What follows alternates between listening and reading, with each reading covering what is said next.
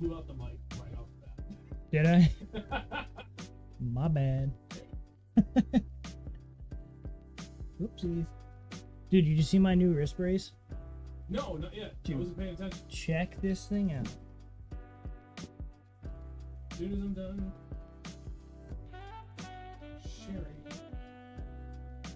sharing is. There's so many baits on the table. Oh, dude, I came prepared. Well, you live here, so I hope so. I can't wait to use this thing. This thing's gonna catch a giant this year. I hope.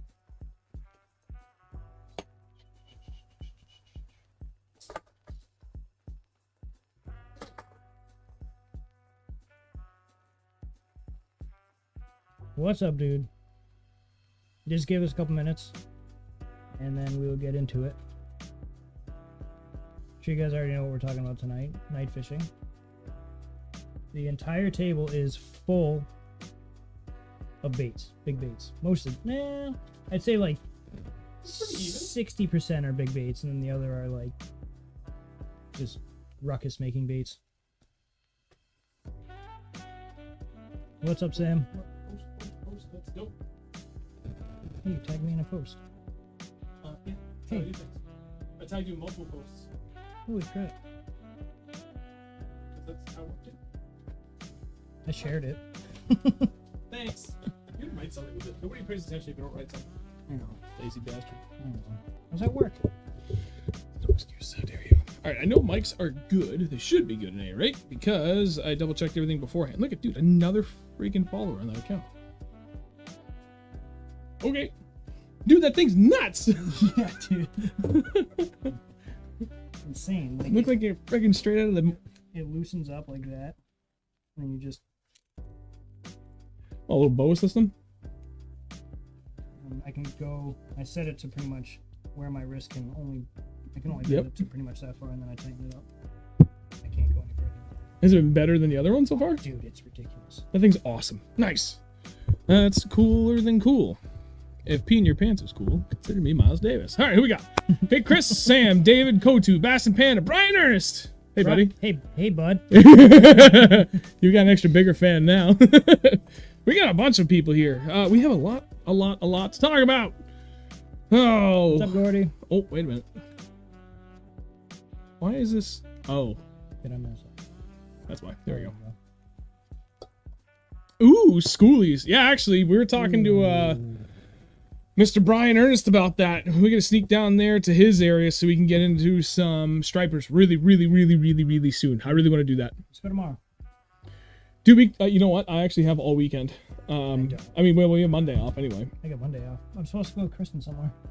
Oh, Fishing date. tag team. Excuse me. You pervert. She's Pervert. That's not what I meant. Tiago, hey buddy. Hey Ben. Bob, evening buddy. We're gonna get into this in, well, now it's been 5 minutes. I always like to try and wait about 5 minutes before we do. Welcome everybody. Glad you could make it to the channel. Tonight we're talking about night fishing. If you haven't done it yet, please consider sharing the stream or at least leaving a like on it. All of that helps immensely. And we're gonna get started. First off, stream sponsor tonight, Lose. They are a phenomenal company. Amazing. I've been sponsored by them now for coming up on my 3rd year. They've been phenomenal. These are not just empty boxes. They are brand new. I got a few things that I am really excited to use this year. You got this one too? Of course I did. So, 2 things. Lose Super Duty 300, and there's a reason why I'm showing this one off first, because this is on my big boy swim bait rod, which I've been using a ton of for a lot of my night fishing all of last year. And last year. And I've got a couple of Lose BB1 speed spools. Dude, this thing, the Super Duty 300 wide, phenomenal reel. Bulletproof. Yeah. I've been throwing some giant baits on it. Thing's amazing. Can't get enough of that. I just bought one too, and That's instantly, right. just the longer Handle. everything. It just makes everything so much easier. I've said it before, I've said it again, even though I really shouldn't use this moment to kind of trash talk other companies, but my friends and I used to say this back in the day when I used to ride all the time and friends would skate. If the devil skated, he'd wear Osiris, and if the devil fished, he'd fish Abu Garcia. I skate and I Wear actually Osiris. was sponsored by Osiris. not really sponsored. It was like, here you go, 40% off twice. So I have one more Abu Garcia I'm finally getting rid of. And I got the Custom Pro, what is this, the SLP? Hang on, I already forgot. 8.3. Yeah, the Custom Pro Speed Spool SLP. This thing is amazing. Wicked light. What was it, 8:3-to-1 ratio? 8:3-to-1. We are both huge jig fishers, and that thing on your jig rod is worth its weight in gold. And I mean, that's not much gold because it's so light, but dude, it's got carbon fiber in it. The thing is freaking amazing. It's one of their lighter reels that they have. It's been on their higher end as far as pricing goes and everything. But I needed a new frog rod, frog reel for my frog rod, which also kind of doubles as like flipping and pitching, and this kind of does a little bit of everything for me. So I actually have to reel this up, line this up so I can get it set up on my other rod, and I'll be good to go for this weekend. I'm completely reconfiguring everything before we go out this weekend, and it's going to be good. So big shout out to Luz. Thank you for continuing to believe in me and sponsor us for the channel. It's been an awesome ride so far. We're going to keep it going as far as I know. Everything's been good. They've been very, very happy with what I'm doing for them. I've been very happy what they're doing for me. And things are good, except for the rod that I broke this weekend at no fault of their own. No, that was an accident. So we were trying to save somebody's life. Let's roll into the weekend report. So sponsorship, every week we always try and do the weekend report and then go on audio on point. Good, that's what I like to hear. I like the big boy handle for the Super Duty. I haven't decided if I want that. You're talking about like the single like big knob on the side of the handle, right? I kind of want to do that. There's a part of me that's been debating it, but But if I switch it to another rod, then I don't want to have to switch the handle out. Right, and I know it's not going to be imbalanced, but just like the appearance of it, like I want to like not have to think. I just want to go grab the thing. Yeah, I don't know. I might try it because I can order it from Luz for us. Yeah, it'd be great. It's simple. It's literally an 8 mil. I'll think about it. Okay, so weekend report. We went fishing together finally for the first time in a few weeks. Because of that. And we went to the New Hampshire brownie factory. What happened to your nose? Oh, you're about to hear about it. Yeah, dude. Hey, David. My back is killing me from that, by the way. Dude, all right. I'm gonna get my sunglasses really quick. Back over the seat. So you went fishing. So we fished together Sunday, but you went fishing after work Saturday without me. Did you? Or was it Friday? You went fishing sometime last weekend before we fished together on Sunday. I think when did I go? You went to the spot where you caught the two. Okay, yes. And you were throwing the glide? I was throwing the glide a lot. So I want to get my sunglasses because it has to do with this. Just give me a second. He can at least share the beginning of the weekend. So I went there knowing I know somebody that went up there and they said that the water was really, really warm and the fish were off beds, which I was pretty excited about. But then kind of not, because that like quick change kind of messes them up. They move off, they don't eat for a while. So I was looking for those post-spawn fish. I found a few largies, and I was throwing, I don't have the other one with me, but I was throwing this big glide, and I had 2 or 3 4 or 4.5 pound largies follow it up right to the boat. I could not get it to bite. I know a lot of people say just like a quick snap and let it pause and they'll come up and bite it. I did that. I let the thing sink to the bottom. I was only in maybe like 2 or 3 feet of water.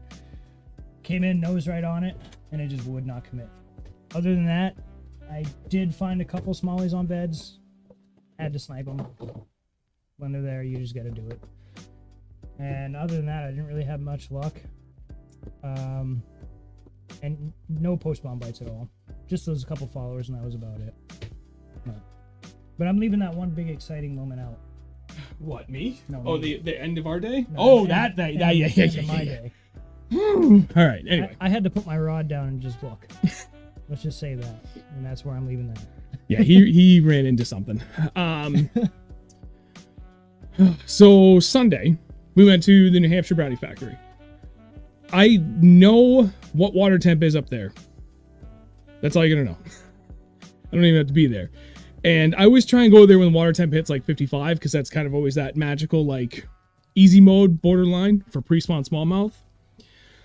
This heat streak hit. It went from like 53 up to 57 really fast, but it hung at 57 to 58 for daytime lows. Until it hit 60, like 2 or 3 days in a row, usually they stay off beds. Like that daytime low is going to hit 60 at least once or twice. And then that first wave move up. We kept seeing 58 degrees for daytime low until Saturday. And It was 59, I think. And then we went on Sunday and it was 62. Yeah, it was ridiculous. So, but we got lucky. First spot we rolled up on, there was no pre-spawners. Or there was no beds. We only saw like 5 or 6? 5 or 6 beds, yeah. And it's usually an area that's like stacked with them. So we're like, okay, but water was 62, so it was like kind of weird. We moved up to like 8 to 10 feet, and we saw a bunch of cruisers. Big time, huge cruisers. And I talked to our buddy Kyle. Did I tell you that? And then Will was out there apparently the day before. And I guess Will caught. Maybe. I don't know where he fished, but wherever he went, he saw them stacked on beds. So he ended up catching like 50 or 60. I forget the exact number. Yeah.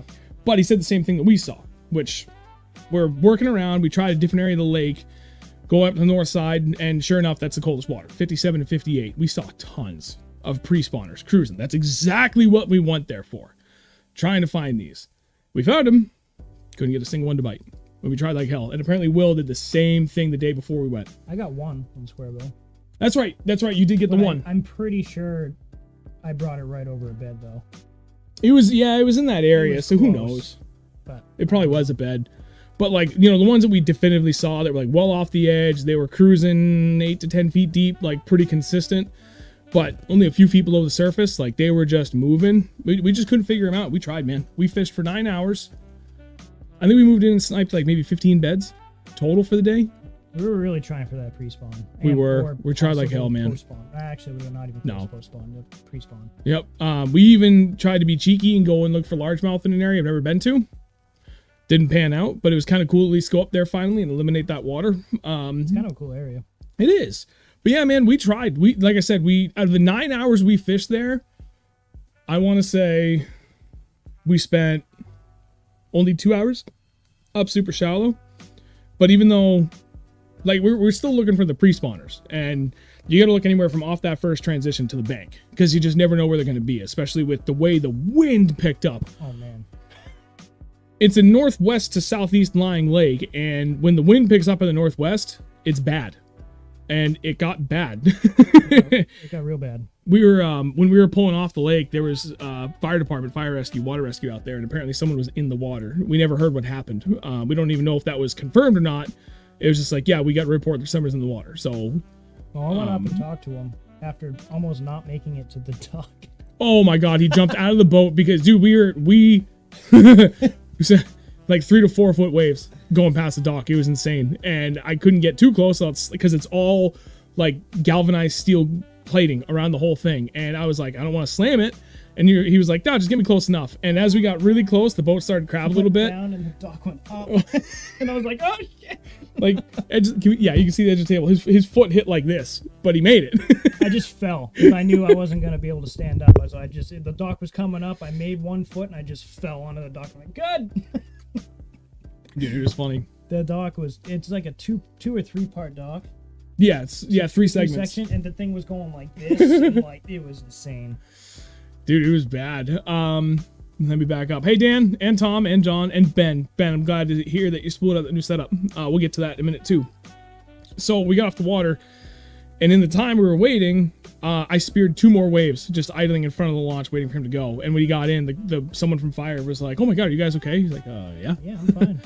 A little wet. We were the last ones off the lake. It got bad. We didn't even tell him that we speared a wave. No, that's what. So, all said and done, I think we caught probably like 20 to 25 fish. And we finally actually did get into a good pre-spawn bite at the very end of the day. Well, moderately good. Bombing tubes out off a deeper flat were like 6 to 8 feet. It is literally nothing just but sand. So, not to say that we couldn't have been catching fish off beds. I sincerely doubt it. I mean, I caught, 3 in a row, where the moment the thing hit the bottom, I got smoked. Yeah. So, unless I had the world's luckiest damn casts, there's no way I was landing on beds. And it was out underneath boats and stuff, too, because, I mean... Yeah, there's a couple, and those could have been. Earlier in the day, we saw a few big Tanks. fish just up underneath docks, just hanging out. And I'm guessing that was the same situation with those boats, that they were just up underneath them. Yep, and we knew, like, I was working, there's like a line of mooring balls, so I was like 15, 20 feet well off them. Actually, even further out, probably like 40 feet. And I was still just bombing that tube out, and it was like the last hour of the day, all of a sudden that bite finally panned out. Or just a bite that wasn't on a bed. But we tried, man. So, like 4:30 in the afternoon, we finally got off the water. And we're going back. He looks over at me 5 minutes into a run, and he just like starts busting a gut laughing because I am drenched. It literally looked like I just stepped out of the lake. Dude, I was soaked because of the angle we were going. I took all the waves. He was smart. He had his rain jacket and hood on and cinched it tight. So like all you could see was like this of his sunglasses, and everything else was behind like waterproof stuff. And my hood was off because I didn't like the wind always catches it, and I didn't want to wear my hat, so I had a dry hat for the ride home. And we hit one wave just right, and like it splashed us hard. And I looked at him, and he's laughing. He's trying to record on his phone, and I'm like, I took my eyes off where I was going for a second. I'm like, that's it. I'm gonna put my hoodie on and cinch it tight. And then all of a sudden, it felt like I was drowning.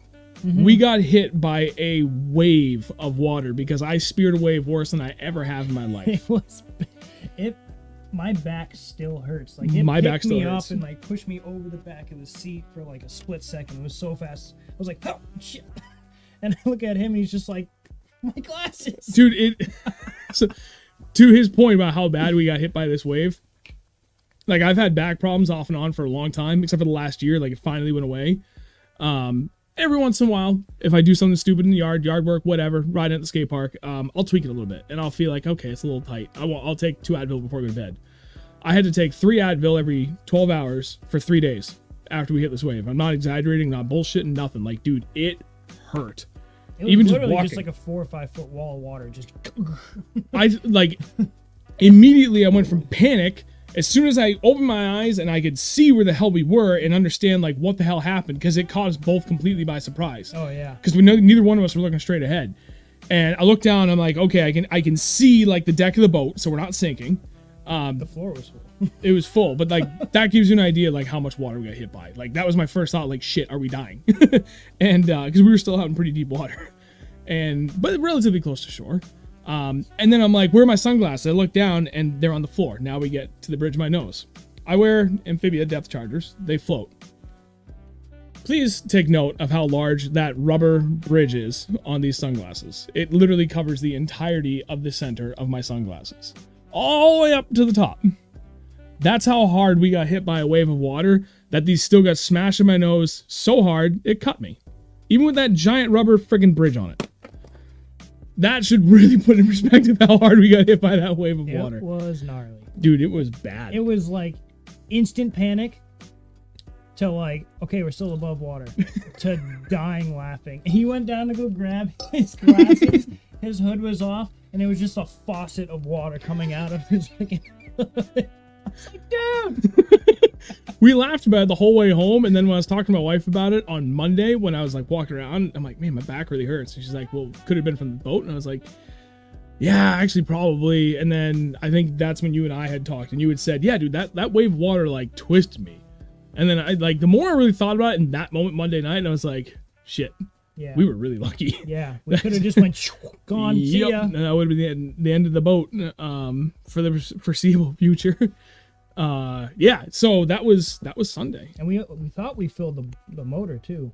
Yeah, it sounded weird, but it was just so bogged down, man. Yeah. There's so much water in the boat. The pumps were running forever. Stop. It was fun though.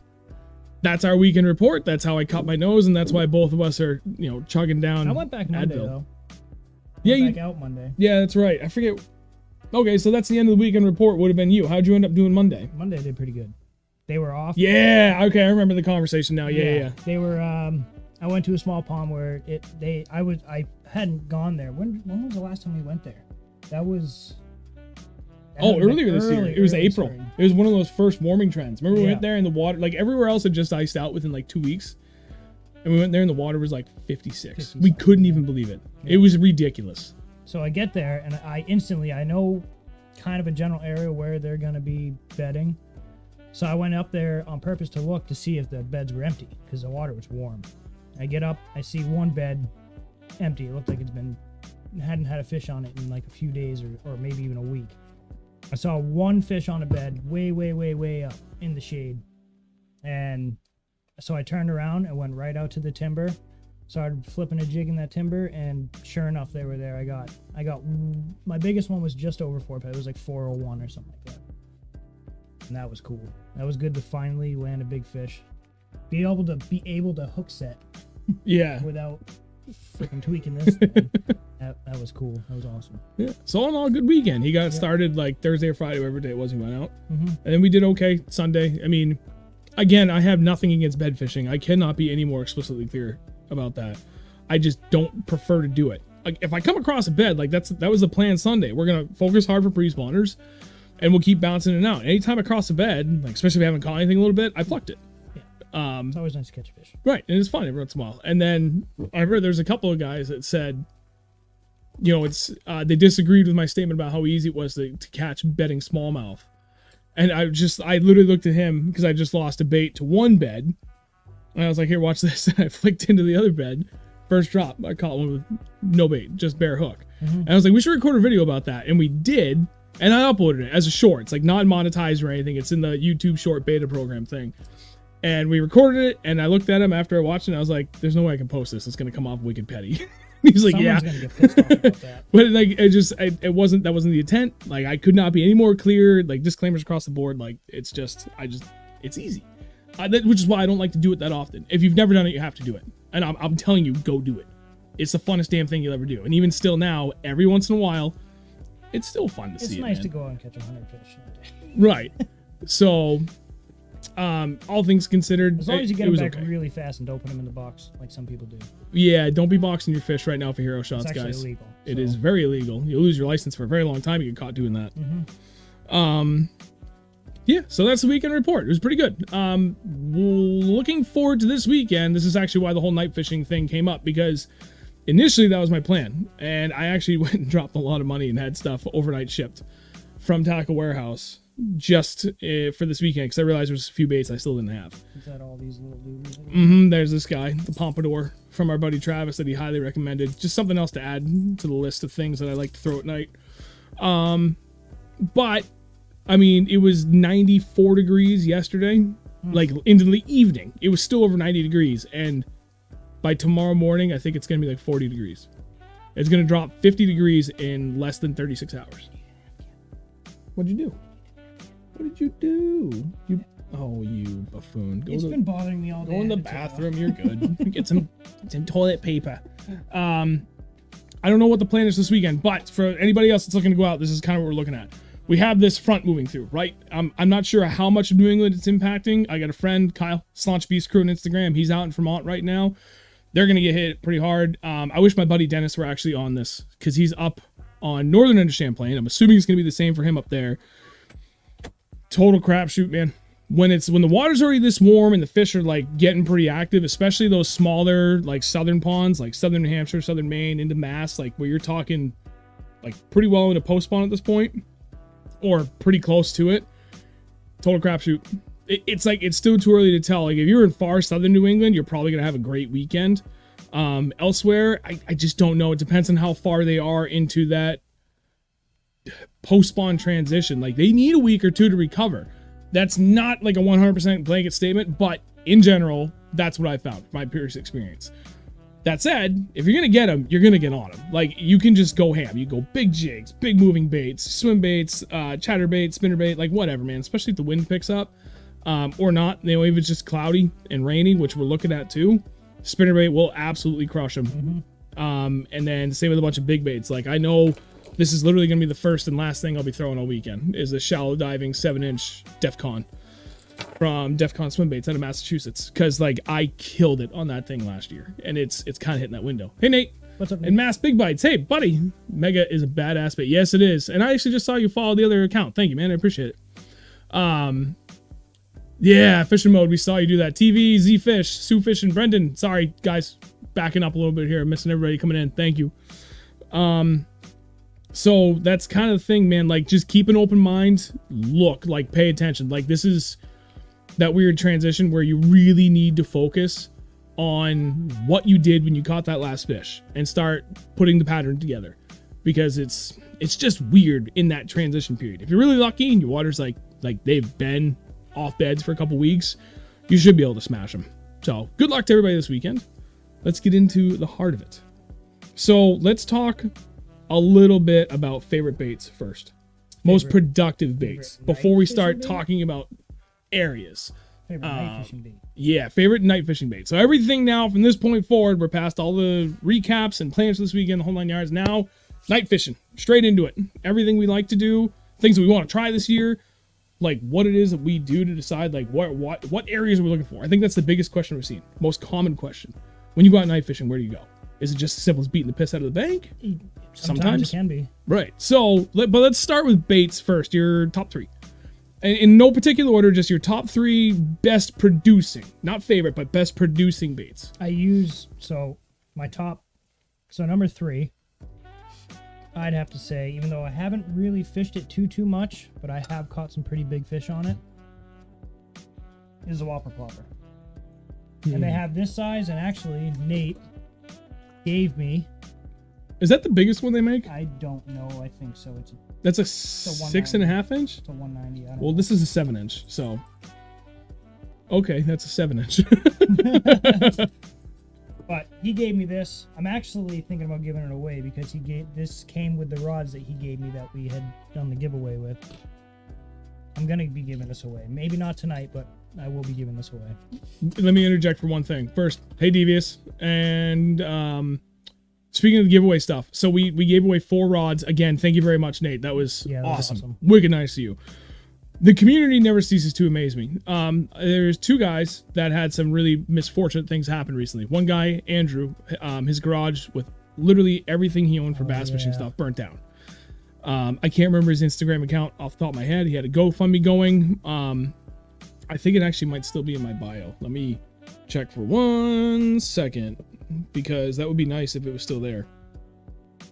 Damn, no. All right, I'll figure that out shortly. But so I got 3 of the rods to their winners from that stream. There's still one guy, John, who didn't get one of his rods that Nate had donated. Another one of my subscribers dropped his car off, took all his tackle out, forgot to grab a couple of rods. And, was dropping his car off the night before to get some work done at the mechanic. Came back in the morning, rods are gone. So John saw his post on Facebook, and he was like, hey man, he tagged me. He's like, I won a rod from him. It was from the giveaway stream. I don't need it. If you want it, it's yours. And the dude took him up on it. So wicked nice gesture from John, and helping out another fellow angler that needed help at the time. Just lost all of his stuff, like literally all of his fishing rods gone. So that was just wicked nice gestures all around. It's awesome to see people paying it forward. It's like one of my favorite things I miss about, like we were just talking about this the other day. Coming from a biking and skateboarding background, like 99% of bikers and skaters are all the best of friends. Mm-hmm. And literally everybody hypes up everybody all the time. Absolutely. Even if you're not a skater, a skater, like I'm a skateboarder and he's a biker. Yeah, we still I see him do something cool. I'm like, yeah, dude. Yeah. There is nothing in this world that I've come across yet that comes even close to that, except for fishing. Yep. And even fishing is still a far cry. Like that, the BMX and skate scene is it's at a level of its own. That's a family. It is. Really no matter where you go. It's insane. Complete strangers, and they'll treat you like you're your best friend. But the fishing community is the only one that comes even remotely close. And like it's nice to see that continue to be a thing and grow. Just people paying it forward. So, sorry, I wanted to digress on that because it was something that was really important. So, Whopper Plopper is your number 1. Remember, that was number 3. Number 3. Sorry, look at the size of that hook. It looks like a shark hook. I'm gonna miss nothing with that thing. Dude, like, where's... This is like your standard Whopper Plopper, right? And that's a stout hook. And look at that. I think Nate put some hooks on this thing. Probably he had to have. Nate. Good job. I like it. That's my number 1. My number 3. My number 2, which I also don't fish that often, but I love catching fish on this. Spook. It's a spook. I forget what size that is. I don't know. It's like a 4.5, 5 inch? Probably 5 inch. I think that's a 4. This is well, hang on. Is that the same size? This is an 8 inch, so that's a 6. So what was that? Same? Same thing. Okay, 6 inch. This thing is so much fun. You can walk it, and then they just smash it. Oh man, it's so much fun because it's such a light bait. Usually the fish comes right out of the water with it. Oh, it's awesome. Sorry, I'm just showing off my product. I need to try that. I've heard really good things about that. I won't say no. Oh god. COVID, caffeine. Told ya. No kidding. Yep. And it's in a can, and it doesn't even taste that bad. It's Dude. actually Black Rifle Coffee Company. That's holy crap! I'm actually surprised how good. Wait, there's not milk in there, is there? It's cream. Might be cream. Low fat milk, Low fat milk. sugar. Well, you know, in about 5 minutes we start hearing a grumble. I'm lactose intolerant, so yeah. Anyway. 1 sip would be fine. Mm-hmm. Okay, so sorry. 200 milligrams of caffeine though. What gets you going? I don't do it. And then my number 1. Always. Oh wait, you bought a new one. I just realized. Yeah. Where was I because in this earlier? You want to see my old one? Dude, this is good. You need you. I was you actually need to, with Nate this night. when you did that. To When that? I did this, Oh yeah. my god. So that's the Spro BBZ1 or whatever. Or BB1. BB1 50 rack. BBZ 150. Something like that. I don't think they make them any bigger than that. I If want- there is, there's only one size bigger. I want them to. That's a big rat. And like, if I can do this, well, I can't hold both trebles, but I can hold one, and it's got a good knock. It's one of the louder knocking wake baits that I found like off the shelf. And they're cheap. Wicked I think cheap. they're like $25 ish. You can get them. You might even be able to find them cheaper on Amazon. I think they're like $18 or $20 on Amazon. Yeah, They're cheap and they're actually pretty durable for how cheap they are too. Trust us, they catch big fish. Oh yeah, speaking of durability, so all right, we'll go back to back. This is a brand new one. Nice, straight paint looks good. Show them So what's left of that from one. the side to the other side to the back. It's not even straight. That's what happened, and it's not even straight. That's what happens when you hit a dock with it. That big Dude. suspending dock. Yep. Yeah, that's the one, dude. It echoed. Smash! It echoed so loud. It like echoed through the mountains, like bang, bang. Like shit, that's broken. Comes back. Nope, just a little crooked. TRB Fishing, thank you. First donation of the night. Thank you very much, Sweet, buddy. thanks, Greatly dude. appreciate it. I need to go back and double check to see where we're at. Then the next goal, for those that have just tuned in, checking on like what we're trying to fundraise for through donations is a new camera, specifically for the live streams, but to also take out in the boat, B-roll, and it's like especially pictures. It was a Sony A6400 is what I've got my eyes set on. It's gonna be like $1,150, something like that. And last I checked, I think we're like 850, which is awesome. So I'm hoping that with the community's support, we can get there and get the whole thing covered, and this thing will continue to grow. It's been going great. So TRB, thank you, man. Greatly appreciate it. I am so sorry if I pronounced your name wrong, Sheil. Was that the last time I met you, or one of the times I met you at that lake? Was that you would just come back from Champlain and we were pulling out and you guys were pulling in? Because I'm pretty sure that's, if memory serves correct, that's who you are, which would be awesome. We smashed him that. Yeah, we definitely did. Dude, we caught so many fish that night. When was that again? That was last year. That was the night we heard that wolf. Dude, it had to have been a wolf. Oh, really? It was like low, like, dude, it was weird. Ah, I remembered. My memory's good. That's awesome. Thank you for tuning in, man. I appreciate it. I said, man, sorry. I know, wife. Sorry. Hey, Where was that when you guys did that? that was- Oh, yeah. There's a spot out like west from where I live that we love to fish. tiny little pond. And then like that area for some reason is wicked active with especially coyotes, but apparently wolves too. You're not the first person that's told me that. That have said that. I don't doubt it. It was weird. Who was I out there with one night? I think it was John Probably. recently.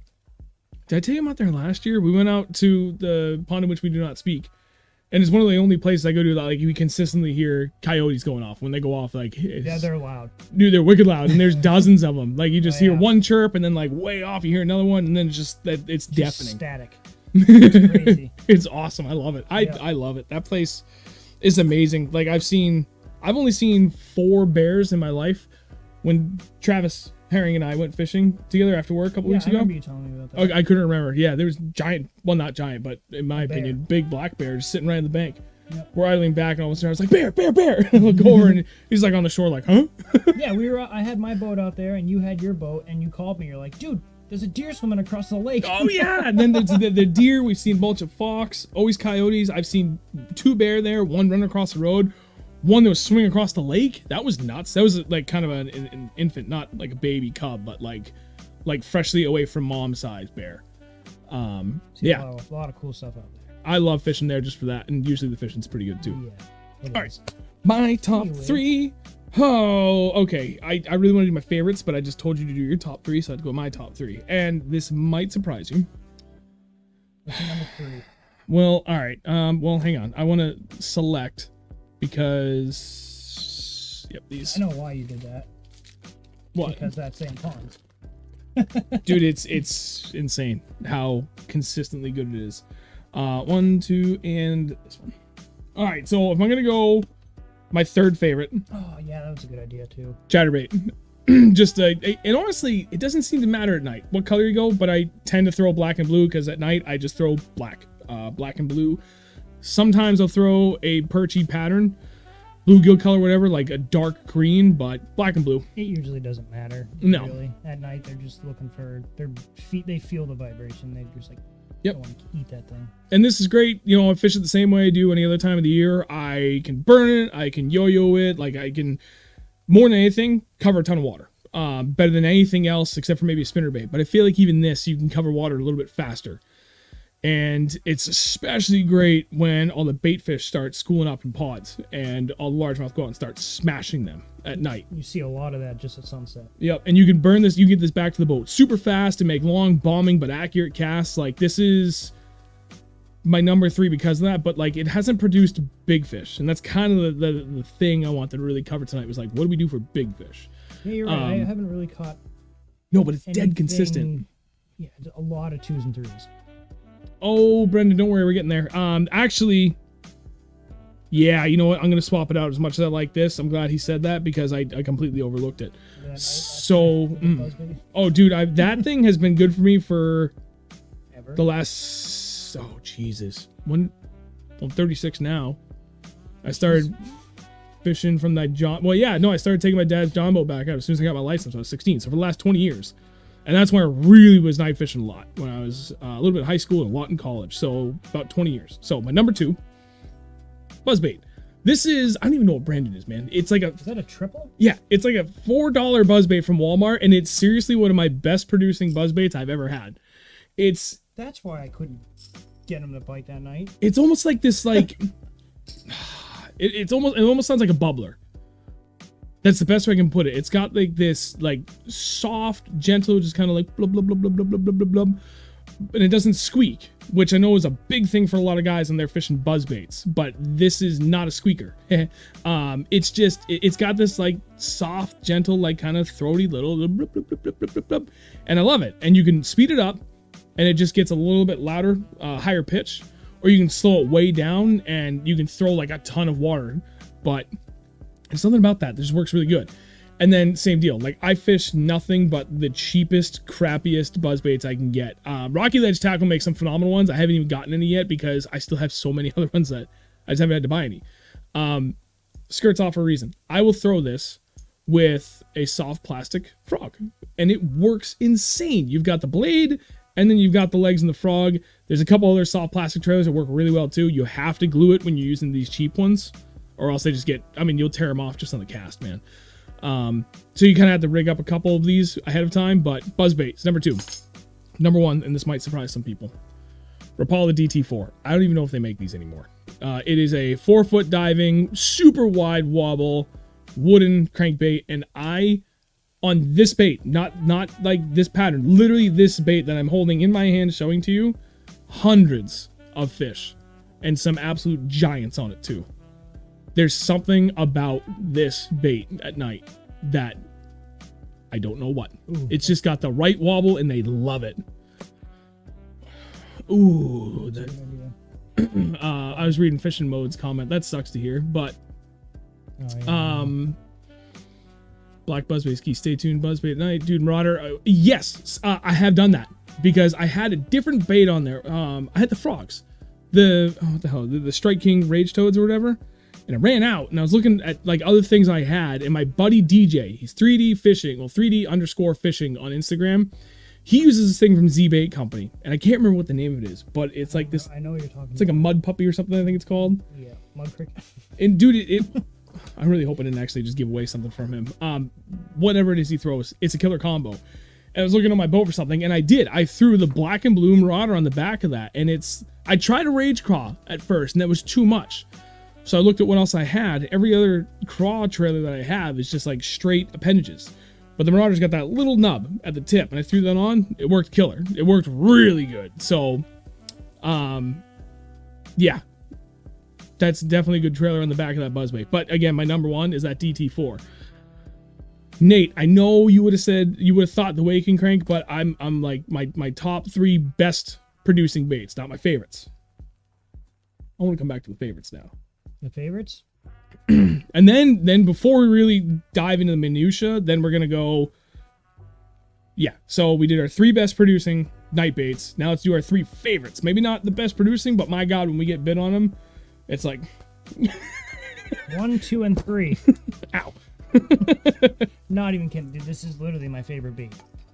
Besides a jig, this is my favorite bait. And I might. Well, chatterbait too. Yeah. Chatterbait is definitely one of my favorite baits because I throw that every sunset. Pretty much. I go out and find a flat and I throw a chatterbait every sunset. It works killer. It just does. And then you got an honorable mention for number 3? For night fishing? Yeah. Jig. So for your favorites.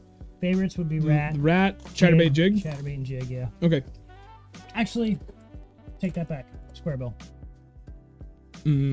So that's something I have that I want to bring up later too. But yeah, square bill. Any kind of crankbait really, but especially a square bill. We'll get to that. My 3 favorites. Nate, now we can talk. There's actually a couple different ones that I have. I'd put the bull wake. Mine's still in my truck. Is it really? Nice. So I don't know. I'm not even going to put these in particular order from 1 through 3. They're just in my top 3 because they're all like just up there. This one I've actually caught a ton of big fish on. There's something about the bull wake that is just, it's killer, man. It's so good. I've been trying like hell on this. That's a toxic bait, it's a little chorizo. It actually is a wake and crank. You can get that thing down pretty good, but when you get it a really slow retrieve on the wake, it looks so incredibly good. I just haven't done. I just bought that this year. It was a that thing sounds so good too. It's got like a squeaky, swooshy kind of knock. I don't know. It's weird when it's underwater. You gotta hear it. It's crazy. You can hear it here. Kinda. Yeah. There we go. But so you can hear water in there too, and it's like almost echoes. It's weird. So without clacking it. Yeah. It's got a good squeak. And that's like a thing that a lot of people really like about their wake baits is not just clack, but squeak too. So I know toxic baits, like that is a very popular bait. I finally got lucky on a drop and I just got a new job at the time that it happened. I'm like, yep, that's for me. Congrats to myself. So I bought that. So somewhere in one of the top 3 wake baits, bull wake at the top of the list, because that one I've actually done really well with. We both have. I would even put the Defcon in that same category in that because it's technically a crankdown, but I can't wake it. It's kind of a hybrid in that same vein. So big wake and crank baits, absolutely my top 3. What did I say? I know I want to talk about. Oh, okay. So there was one thing that I absolutely want to talk about. Is this even mine? Is this one you brought out? No, I brought this out. Jig. When I first got started, what? Sorry, Adam. Speak into your microphone. Oh. My bad. Ben, I have tons of those DT series. Buzzjet. 1 rat. Yeah, Brendan, that's awesome. All right, so also in the top 3, jig. I cannot begin to tell you how many fish I've caught just dragging a giant football jig with a big craw trailer. And that was like when I first really started learning how to bass fish about 15 to 17 years ago now. Like jig was the first thing I wanted to learn. That was the thing that my dad's buddy always caught big fish on. So I was like, in my head, like if I'm going to learn anything, it's going to be a jig. The first day I went fishing with you, you're like, throw this. Yep. I'm like, okay. I never put it down. It was a jig. It works ice out to ice in. It's killer, and especially at night. Big football head, like ½ ounce or heavier. Get it up on shallow flats and drag it. Don't do anything else. You can do a bunch of anything else, but like you can keep this super simple. Drag it. You can kind of drag it violently, but just keep the damn thing on the bottom. Create commotion, and they'll thump it. And that's my favorite thing. When they eat them at night, it tends to be like they hit it. So like I absolutely love that. That is absolutely in there. I'd have to say for the last one, Whopper Plopper. I've caught a ton of fish on this. It's as easy as it gets, man. That's a literal chuck and wind thing. Get out in the open, bomb it as far as you can. I know a lot of guys like to fish mono. I prefer braid to make sure it absolutely stays on top, and just listen to it, just and it'll just stop, and it's usually violent. Unless it slurps. Toilet bowl is really quiet, then you know you got a giant. Yeah, yeah. So those are my top 3 favorites. So big wake and cranks, jigs, Whopper Plopper. And I don't know what size this is. I can't. 160? Yeah, that's the 160. That's like the moderately big, but not overkill size. I don't even remember what kind that is. One. It's almost perchy. No, that's there's something about that size. Like that's just money. It'll catch fish of any size. Like you can bomb it on pretty much any rod. Like you can throw that. Maybe not advisable because it's kind of stout hooks. Like you probably throw that on a 7-foot medium. I really wouldn't go less than a medium heavy. On a heavy, like, is it ideal for that? I would throw it on a heavy. If you can throw it on a heavy. You go one size down on that. If you have a medium rod, you're still going to catch fish. But then it's just a little bit less weight. Like I have. You'll probably catch more fish, honestly. Yeah. I have the next size down in white that I kill it on for smallmouth at times. Like when the window's right, they love that thing. So yeah, top 3 and for night. And 5-pound largie on mini. And that was this size. Oh, was it? In white. Yeah, the bone white. Yeah. Dude, that was the funniest thing. I literally said to him, what, 30 seconds before I caught that fish? Yeah, I think you didn't even, I think you, right before you cast.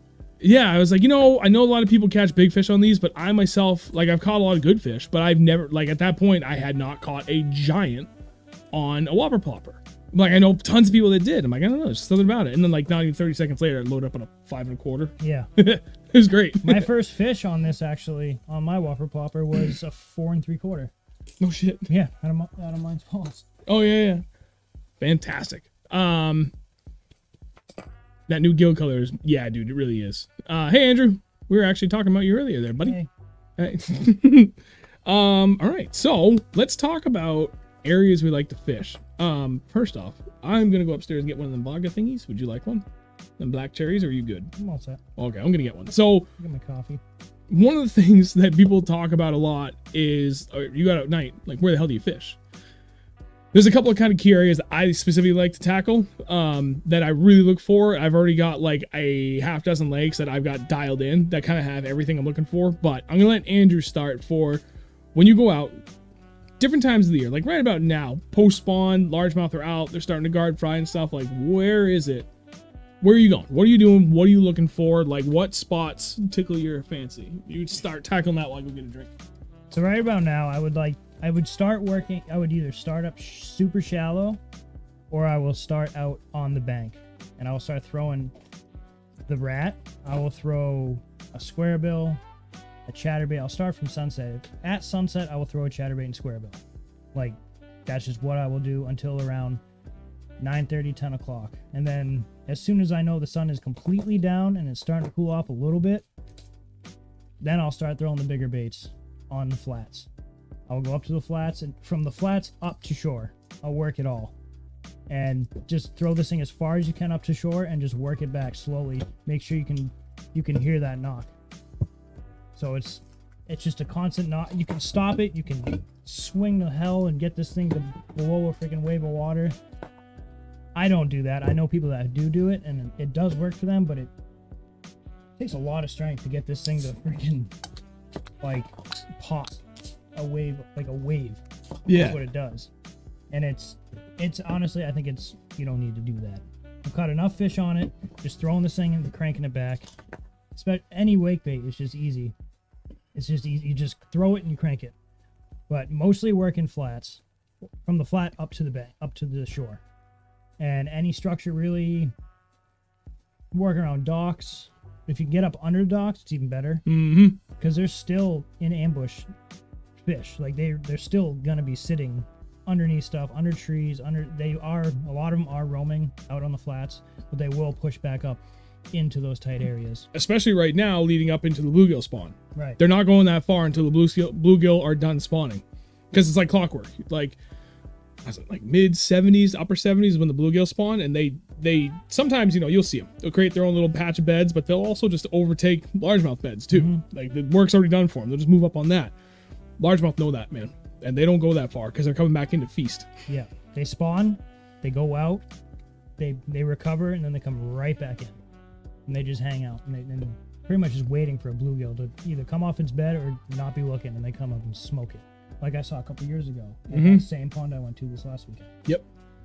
Woof. It had to have been an 8-pounder, came up and just smoked a bluegill like the size of my hand right in front of me. And I just turned around and went home. I called him and then I went home. But yeah, right about now. And then further on into the summer, you can start working out a little deeper, but still mainly focus on those flats, like anywhere from, I don't know, I'd say even 12 feet to nothing. Yeah. 12 feet to the shore. Literally to the shore. I've had plenty of luck literally throwing my bait on the bank, and within a foot of it coming into the water, they'd smoke it. So yeah, absolutely agree with that. Like getting these things caught in the trees or in the grass and rip it out, and then all of a sudden you can't see your bait or hear it moving, and then it's 20 feet from where you thought it was, and it's in a fish's mouth. Like, they destroy them. Yep. For me, first thing I'm looking for to target this time of the year, like immediate post spawn, super shallow structure. Vegetation is starting to come in, but not like super crazy. It's actually kind of nice where I work now because there's a couple of small ponds that I drive by on my way into work and my way home. And a couple of them are really shallow, and I get to see the progression of the vegetation. The lily pads are starting to come up, but not like crazy. So, if you can, work around those. Otherwise, hard structure. Like boulder piles are money. Docks are still money. Any timber you can find, like really any sort of hard structure, especially where fry can kind of hang out and the bass can just sit there and guard from and attack from. Like, I keep it pretty simple. Those early patches of like thick grass or thick lily pads, they'll get tucked right up in there too. Yep. Otherwise, flats in between, like, we're basically off the edge of spawn flats, anywhere you can get around it, like just, they're not moving far.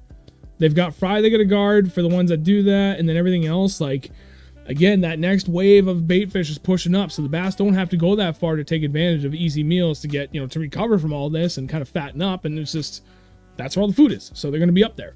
That and, like, the shiners are getting more active at night, and they'll just get right up at the surface, so, for me, I'm back to those three things I said earlier that, like, I'm going to start with fast-moving stuff and just get a few fish out of the way. I'm going to go with my DT4. I'm going to go whopper plopper. I'm going to go chatterbait. I'm going to go buzzbait. Like, just, I'm going to keep it moving. I'm not even going to bother slowing out the big baits right off the bat because I just want to start keying in on where they are first. Like, roughly what depth are they hanging out at, and then go from there. Yeah, Brendan, I wholeheartedly agree with that. Drag the frog off the bank. Grat, do we use lights? Headlamps. Headlamps when you get bit, really. If you're like close to shore and you're not exactly sure where you're casting at, like if you can't see the shore but you know it's there and there's a bunch of trees, turn your light on. Yep. It really doesn't make it. I mean, I don't think it matters whatsoever for the bite. It just matters for my eyes. Like I want to retain my quote unquote night vision, right? Like if you don't have your light constantly on, your eyes are going to keep adjusting better and better to the dark. I mean, if I could see the fish and take the hook out of its face without a light on, I would do it. But you know how that goes. Right. You need a light to take the hooks out. Just get, like a half decent headlamp that does a bright, ideally it does three things. Just an LED light. Like a red floodlight, a white floodlight, and then a white spotlight. Mm-hmm. When I've got one that does everything except for the red light, unfortunately. I gotta get a new one this year. And it's nice having the red because I feel like it doesn't screw up my night vision as much. My eyes don't do that hard adjust, like, oh crap, too much light, and oh crap, total pitch black again. So I like those. I mean, even the cheap ones from Walmart, you throw like 2 or 3 AAAs in them, like those are great. Just having a headlamp in general is hugely helpful at night. Plus, if you use a light, you have it on the entire time, you're gonna end up with so many bug bites. Dude. So shut that friggin' thing off. Load yourself up with bug spray. That right there is probably the best advice you're gonna get all night. Yeah. Like, it gets bad. I saw it earlier. How do you deal with the bugs? You deal with it. Right. You grind through it just like everything else. You got a hot sun. You're still out there. Just drink water. You'll be fine. Yep. Those like long sleeve UV shirts are clutch. at night because it just protects that much more skin for you. Mm-hmm. As much as it sucks to wear pants. They even have like maybe even just get some like light duty like track pants or something, man. Like that's something I've been thinking about for fishing at night because I hate absolutely burying myself in bug spray. So the other thing I got. The only thing that sucks about those track pants at night is when you start to sweat, they stick to your legs and they suck. Right. Well, it's gross. I mean, we've got those UV moisture wicking shirts, and they make pants like that. You get that thing. I need to get one. So this is the other thing I just bought. There's the front of it. I actually was supposed to have an interview with this company. They're based out of Massachusetts. I was going to go there to be a senior mechanical engineer, like 2 months ago now. But the recruiter I was working with was an absolute imbecile, and I have no problem saying that. He was an absolute clown. So I backed out of it. I removed myself from consideration, even when I was miserable at the place I just left. 120 hours. What for the? Yeah, for the refill. So apparently this thing creates a 15-foot circle. And like we talked to Tom and Tyler behind Swimbait Scrutiny. They have one. They're like, dude, it works. It keeps everything off. So maybe check out one of those. They're cheap. You can find them anywhere. Lowe's, Home Depot, probably any of your local hardware stores. Yeah, really. I've seen them all over the place. It's like a little, and you can kind of see at the top. There's like a little pad that has the scent stuff in there. And then there's, I forget. So there's a couple of different ones. I think this one's battery powered. I've seen one where it's like almost like an open flame kind of thing underneath, and it just makes the chemical in that pad disperse. It's supposed to work really well. So that's another thing. Yes, Mark, wholeheartedly agree. But if there's wind or breeze, then you don't need to worry about it. It's good enough to keep the bugs off. Well, Gorda, they sell them literally right next to your station at County. So yes, I hope they do. You have one. Yeah. When there's breeze though, the bugs are usually down anyway, so you don't really. Right. I mean, we've been fishing for how long and never had a thermocell or.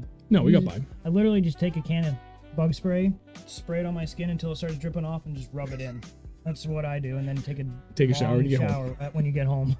But it works. Like that's I'm not quite that bad. I'll go through for the first 9 times out of 10 I go back for a second application. As soon as I feel myself like getting bit so often that's hindering my ability to fish, I take a bath in it and as close to that as I can. It's kind of disgusting after a while. Like you start to. Especially when it's like really muggy out, dude. It gets so bad.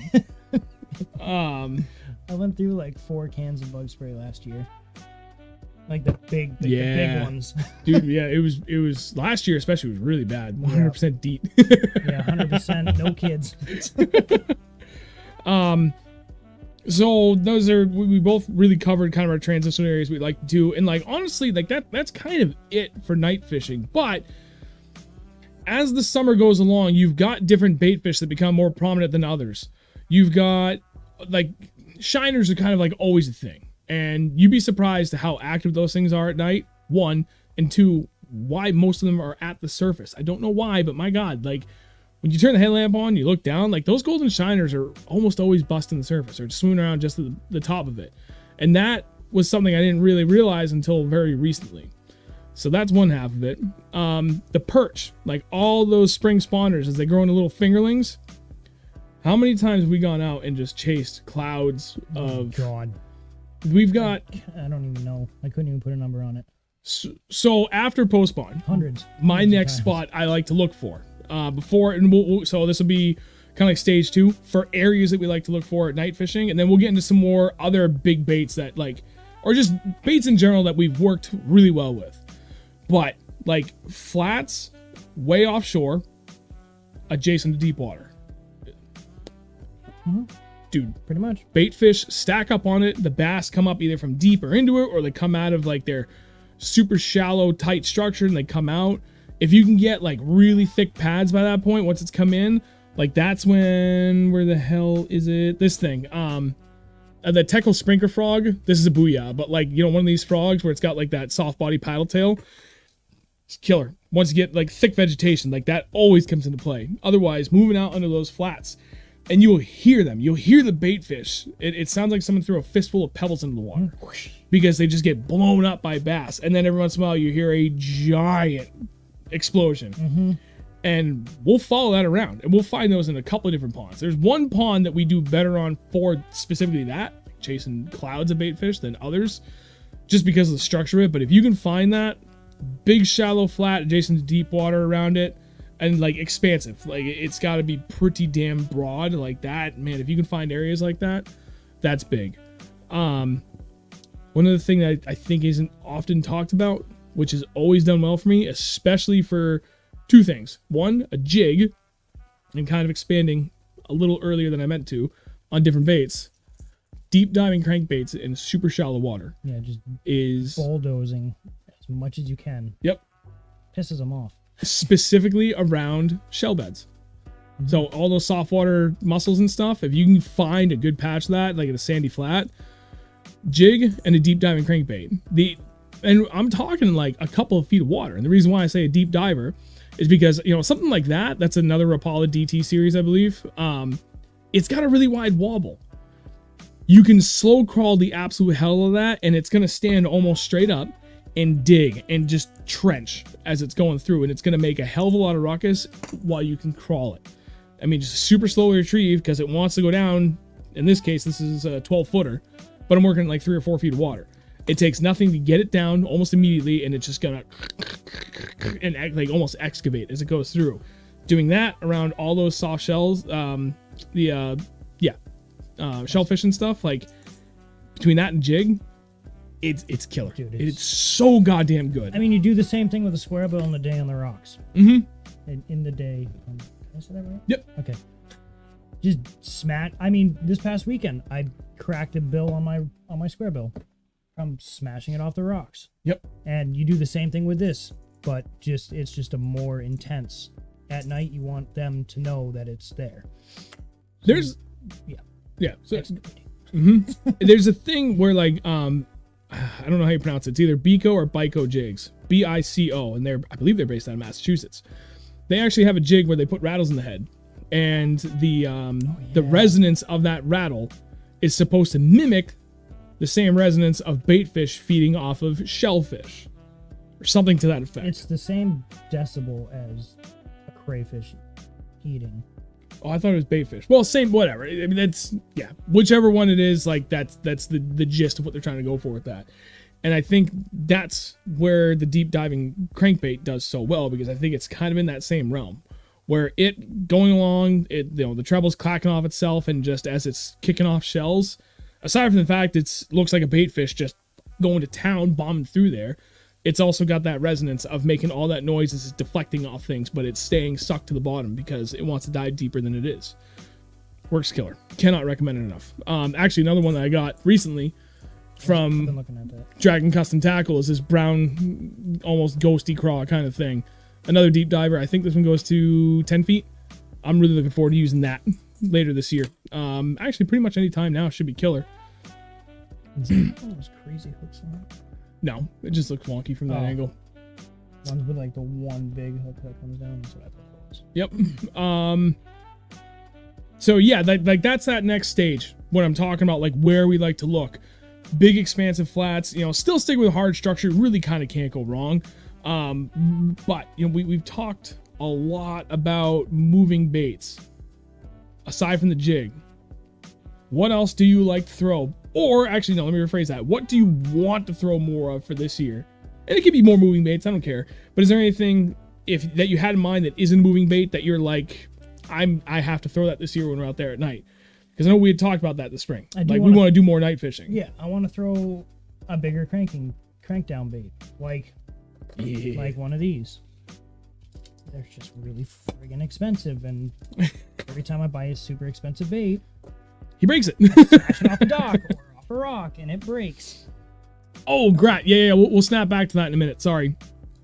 But I do want to start using bigger crankdown baits, so like something that goes like 4 to 6 feet, and pretty much try and use it the same way as I would a square bill, just on a larger scale. Who here has a shell cracker? I know it's a shell cracker. I don't know anything about it. I forgot to look it up 1,000 times. I want to know how deep that goes, because that's like this the one that Zach gave me. No shit. I just got that back from Dragon Custom Tackle recently. I just lost the glide he gave me. Are you kidding me? So it's in a tree.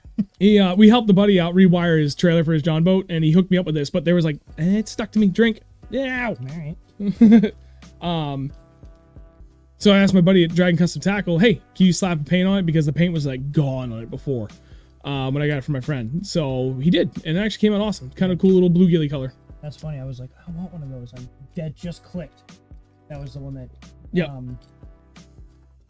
Who gave that to you? Zach. Oh yeah. Yeah. That thing's sweet. Yeah. This thing's gonna get smoked. I have a really good feeling about that. I got a couple baits like that, but that I feel like is more giant square bill territory. Like you said, like that's in crankdown territory like this. That's 2020. my 7-inch Defcon crankdown goes 1 to 2 feet, and then I've got my 6-inch Defcon crankdown that I just recently got. That goes like 5 to 6 feet. That one I think is gonna be wicked good. You haven't even caught a fish on that yet, have you? I've barely thrown it so far. You threw it like a couple times that night that we went out. Mm-hmm. I mean, nothing was working for us then. No. It was too early. Yeah, Brendan, I hear you, buddy. The Bill Shad, little guy's sweet looking. No, I haven't. Let's back it up for a second because Grad asked, can you talk about conditions? Clear skies, full moon, cloudy, wind, rain. I just want to talk about one thing first, and then I want your opinion on this. I've always been told fish the full moon at night because that's when the crawfish spawn. I think that only happens like now or in the next full moon in July. I've had just as many insanely good days in a clear full moon night as I've had absolute dog shit nights where I've caught nothing. Yeah, I think we do better. Like, I don't know, man. Like, I for me, moon phase I think we're just has in a better mood when there's a full moon and it's clear and bright out. yeah, because then you don't have to worry about the headlamp as much, Yeah. and you can just make Then you got bugs in your face. And it's raining and you're just miserable. yeah. You always end up catching a few big fish or just a few fish in general. I think we've had better luck on cloudy nights than we've had on clear nights, even around the full moon. And I'm not I sure. don't think it really matters, honestly. As long as I think for us, we can't answer. It's been too inconsistent. But Yeah. we've had and it's not like we've had more bad days than good. We've had way more good days than bad. Yeah. We have night fished all year I think it's throughout the years. I think it's temperature at that point. Yeah, and I think it's more weather condition dependent too. Like if the daytime low is like 10, 15 degrees lower than the day before, then don't even go up. Yep. Consistent weather's good, or right after a rain. Oh yeah. Usually right Yeah. after rain's always good. Mm-hmm. It always is. Like that day that we both had our boats Yeah, dude. and we just left my boat and I hopped in your boat. Didn't even anchor it down or anything. One of those fish that's no, two of the fish that are in the thumbnail for the stream came from that night. Really? Yeah, no joke. And actually the big smallie that was in it was on a jig. Yeah, dude, that was just a half-ounce green pumpkin football jig. Okay. A Beast Coast, I That was think. black and blue. I don't don't remember. remember It now. was a jig. Either way, But yeah, it was just a big old skirted football jig. that was cool. Dan, barometric pressure make a difference? It always does. More often than not, yes. Fishing on the falling side of it is generally pretty good. When it bottoms out, it seems more consistently right on the falling end of pressure dropping is when it's good. At the bottom, take it or leave it. I It's usually a try little to- more I inconsistent. usually try to night fish close to like a full moon. So like this week would be absolutely like what I'm looking for with the warmer weather, even though it's supposed to rain all weekend. Well, Sunday into Monday might not be bad. We It should ask might Kristen not. if she's interested in doing that. I talked to John. He said he's down for whatever. Okay. We could literally fish like all day Sunday. Well, Yeah. and we go out in the afternoon and fish into the night. Kristen works. But she I'd can like come to out and meet sleep us. in at least one time in the next 3 weeks. No, I wholeheartedly feel that. I've been getting up at 4:40 every day to get to work. Yeah, well, I was at your house at 4 o'clock the other day, and I don't know Shut up! where the hell you were. Literally my first time in my life, I slept through every alarm to go fishing. I got to his. He's like 4 a.m. bud. I'm like, Roger that. I show up at 4 a.m. I was up at 3. Come to his house. The boat was still covered. No lights on. Truck wasn't running. I'm like, ruh-roh. I done goofed. I literally It's all slept right. through I did it to him a few times. a few times. Yeah, it's the first time in my entire life I've slept through. I woke up late to go fishing. Actually, it may be the second time, but I think if there was another time, and I want to say there actually was, it wasn't that big of a deal. Like I barely woke up late, and I think we're only like a half an hour late. Yeah, you're versus like, oh shit, I overslept. I'm like, really? I didn't even notice. yeah, versus I mean I woke up 3 hours after my alarms went off, so it was pretty big. But at the same time, I was still up at 5:40, so we still made a great day of it. It was great. Damn it, I lost my train of thought. Hey, Anyway. Ryan. What? Contact your stream. Ooh, tarpon. If you sleep through fishing alarms, is meant to be. Yeah. I've been getting my butt kicked by this job. No, that's not an appropriate way to put that, because that has a negative connotation. You've been working hard. No, I have, but and you're tired from working. yeah, just getting up early. Like, Dude, it's drank martinis that night. dude, it's been great. Like, this new job has been fucking awesome. I have been happier than I have in a long time. I haven't even had a bad day. I had one day when I was learning a thing. Should have done that. Oh, you should have. That would have worked. You could have walked up the stairs. My dog would have like. Gus, I'm breaking in. Oh, that's awesome, Tyler. It's been challenging to teach you what you need to learn. Yeah. So, but it's like at the same time, it's not challenging because what I do here is very similar to what I've done in the past to an extent. It's like it's a machine shop. I'm not a machinist, but it's just a giant machine shop. The bulk of my professional career has been in a machine shop setting. So this transition has been great, but there's no denying the fact that like my drive in is a little over an hour and it's 46 miles. The ride home is a little bit better, but I always have to stop to use the bathroom on the way in. So I have to go one way to get there. I'm up at 4:45 to be at work for 7 every day. And then with the channel, I'm usually up still until at least 11 o'clock. Not so much the last week because I haven't really had anything crazy to edit. But there's other things like the fishing coach thing that's been keeping me busy. Trying to get that organized for the season. So it's just been tired. But plus side, it's been good. So it's all good. Back to it. Other things that we want to throw this year. So we covered like areas that we think. So you said, what was the thing you just said? Oh, okay. You want to do bigger diving crankdowns, something like this. I want to try and get bit at night. On the glide. I mean a glide. God, I'd put that second highest on my list for things that I really want to work this year. I'm absolutely going to throw it a bunch. And if I get bit, I get bit. If I don't, then back to you. Back to you, right. So I'm with him. Like, one of the other things I really want to do, and Tyler's going to like this, for what I really, really, really want to do. So glide is number 2. That thing's going to slay. You need to be having that tied on literally every time you go. So Tom from Swim Base Scrutiny actually gave this to me. I threw it a few times. Haven't got hit on it yet. But I am planning on throwing this a whole bunch. Just so I can be like, hey, I caught a fish on the bait you gave me. Sir Altitude. Want to bet my Sherpa gill get bit at night. Yeah, dude, that Sherpa gill is going to kill it. Sir Altitude. That was... Jitterbug slays. Oh my god, I just forgot his name. Phil. He said, I better hear mention of a jitterbug on stream. So, where'd it go? There it is. That's from the 70s. I literally took it out of a tackle box that my dad gave me when he was moving out of a garage he'd been renting for a while. That he had this since before I was born. I've got a tackle box full of old heating torpedoes and this like old friggin' jitterbug. This is one of the OGs, man. This is... It's actually maybe from the 80s, not 70s.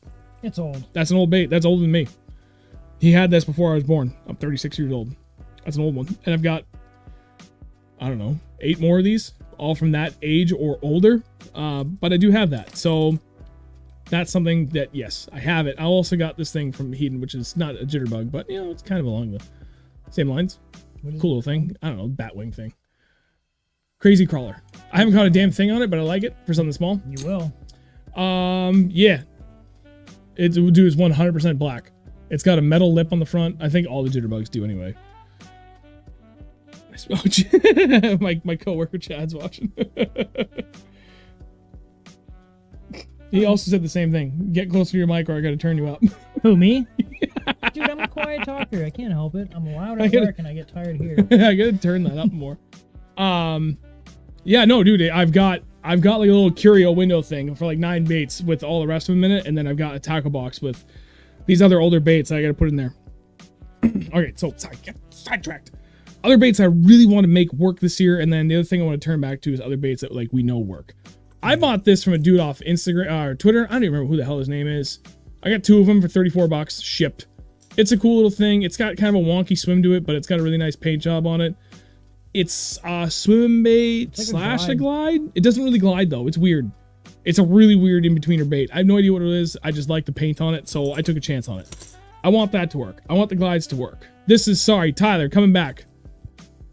I want that to work. It will. More than anything, I want this to work. Like a 2-pounder on one of those things. I still haven't even gotten bit on the damn thing. I try like hell. I got this from Bass and Panda. I don't know if he's still here or not, but we were talking about it.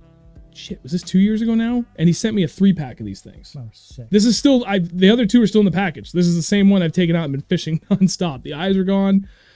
Dude, I've been trying even way more this year. I'm trying to make that work. I already lost one, but I'm trying to make an 8-inch HUD work. Like, these are the things that I really want to work because I think they're going to. You know, I've got the 8-inch mag draft. Yeah, I got a few of think those. that will work too. Those are like the big things that I just all bigger bait related stuff. Yeah, working class 0. Thank you. It's the Citizen 7. I know quite a few guys that do really well on this. Yep. We had the swim bait scrutiny guys on here for the swim bait special. Tyler was talking about that. No, not Tyler. Sorry, Tom. He showed us the teeth marks on a giant fish he lost on it. Like, those are the things that I am absolutely like locked in on for trying to make work this year. So we'll see how it works out. Oh, this is the other one that my buddy told me to get, the Pompadour. That's pretty straightforward. That's kind of small. That should work. Those are it for me for things that like I really want to make work that I have not made work. That's the important distinction with all of those. What was your, did you have anything else aside from just the giant crankdown? Honestly, this could be fun. Have you ever really done it at night? No. Yeah, at that one spot where we were dragging them across the beach. But it wasn't really at night. I don't know. I've had better luck with that right at sunset than I've had at night, but even at night, and like, let's turn this to the next phase of this conversation. Things that have worked for us in the past that for whatever reason I stopped throwing, or you stopped throwing. Right. That's at the top of my list. I used to crush it on that. Spinnerbait's on top of my list. Yeah. I used to always throw spinnerbait at night, and then I just stopped.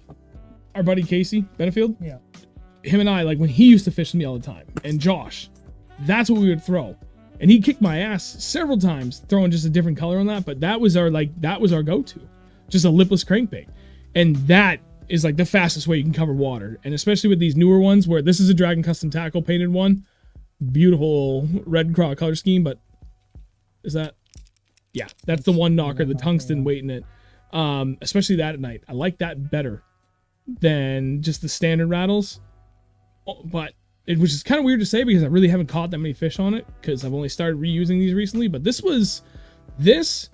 and a spinnerbait used to be my go-tos at night, and a buzzbait, but buzzbait never really went away.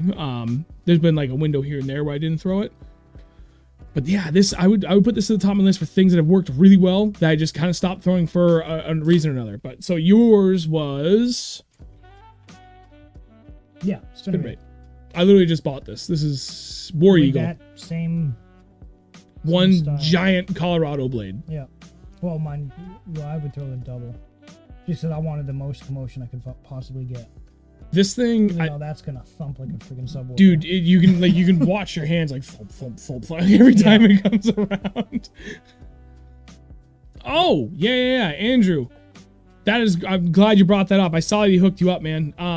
Smatus Baits, great company based out of New Hampshire. They're actually looking to hire too. I don't know if he ended up hiring somebody or not. Oh really? Yeah, bait bagger.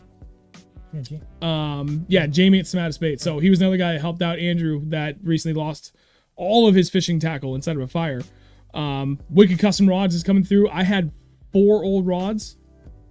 No, 5, but now it's only gonna be 4 because one of the St. Croix, like the blank was exposed, and John's like, that's gonna blow up any day. Chuck it.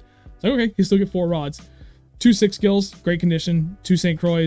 Wicked Custom Rods is fixing on his dime. We're gonna hook Andrew up, get him back. But Jamie came in clutch. He donated to his GoFundMe and gave him a bunch of baits too to get him back on track. So Jamie at Smatus Baits, thank you, dude. That's huge help on your part.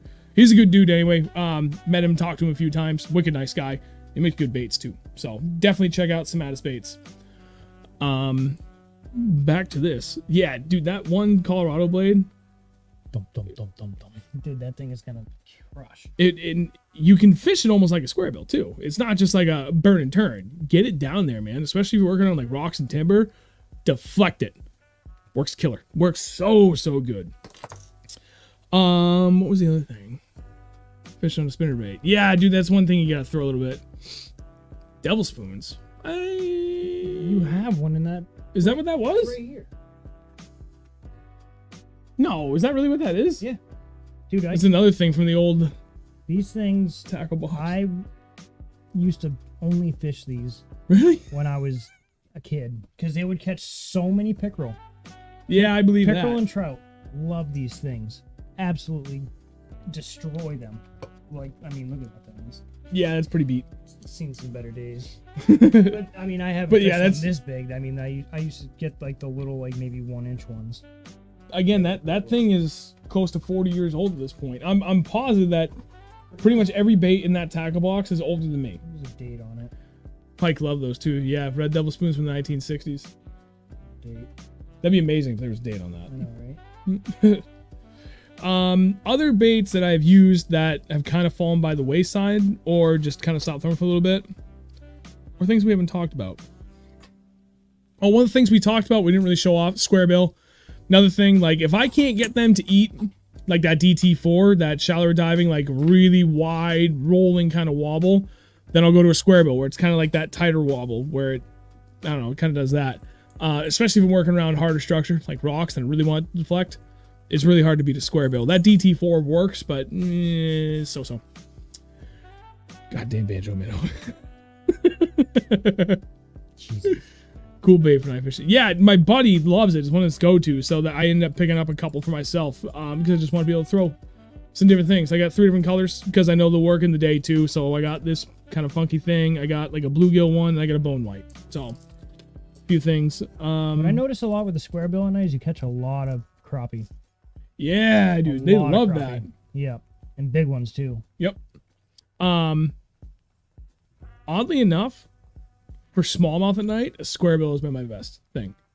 But so we talked about finding those transition areas, right? Especially like deep water to shallow flats, and especially a lot of the smaller-ish, kind of kettle pond-ish lakes that New Hampshire and like a lot of New England is so well known for. If you got smallmouth on those transitions from the deepest water, which in a lot of these cases is like 20-ish feet or less, and those smallmouth want colder water. They'll get a lot more active midsummer, like at night, than they will at any other time. Long line the hell out of a square bill. I'm talking like full spool. You've got 300 feet of line. Well, we'll say anywhere from 200 to 300 feet, depending on what kind of reel you have and how much, what line you have. Like I've got 300 feet of line of 10-pound fluoro on a 7-foot medium, and now I've learned my lesson. I'm gonna throw in a medium heavy when I do this, and I'll go well past the bank from that transition from deep water to the top of the bank, or even along the front face of it, and I'll bomb my square bill all the way past it, all the way down there, right? And then I'll put the trolling motor on high, and I'll empty my spool, and then I'll reel it in. The longer you can get the line out, the deeper you can get a bait. Like typically your depth range you get on baits is based on like a certain casting distance. If you have a lot more room to go, the deeper you can get it. That was a big thing with the elites a couple of years ago, long lining. They were debating, and they may have actually banned it because it was like kind of a loophole. You're not allowed to use your boat to drive a bait deeper, but they were doing that. Big old honking reel, only 10-pound, bombing these baits way out, trolling motor on high, like 300-400 feet of freaking line out, and then they would crank these baits down to like 40 plus feet for a bait that's only intended to go like 12 feet deep.